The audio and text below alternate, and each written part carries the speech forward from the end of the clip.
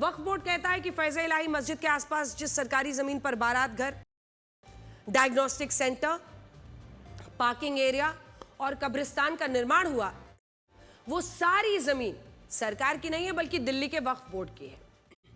जबकि दिल्ली सरकार और दिल्ली नगर निगम वक्फ बोर्ड के इस दावे को गलत मानता है।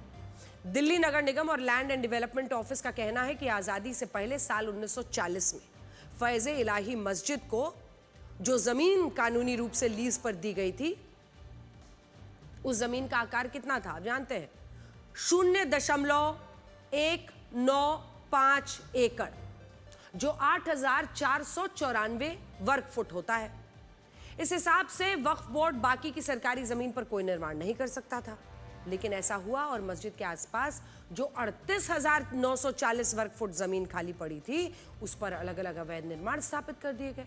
इन्हें मस्जिद की आड़ में सही बताया जाने लगा। यह मामला जब दिल्ली हाई कोर्ट पहुंचा, अक्टूबर 2025 में इस पर पूरी जमीन का सर्वे किया गया, तो मुस्लिम पक्ष एक भी ऐसा दस्तावेज, ऐसा कागज नहीं पेश कर पाया जिससे सरकारी जमीन को वो अपना बता सके। और इसी बात को देखते हुए दिल्ली हाई कोर्ट की डिवीजन बेंच ने 12 नवंबर 2025 को यह फैसला सुनाया कि एमसीडी और पीडब्ल्यूडी विभाग को अगले 3 महीने के अंदर रामलीला मैदान के आसपास की जितनी ये जमीन है जिस पर अवैध कब्जा किया गया है, अवैध निर्माण किया गया है, उसके खिलाफ एक्शन लेना होगा। अब क्या होता है?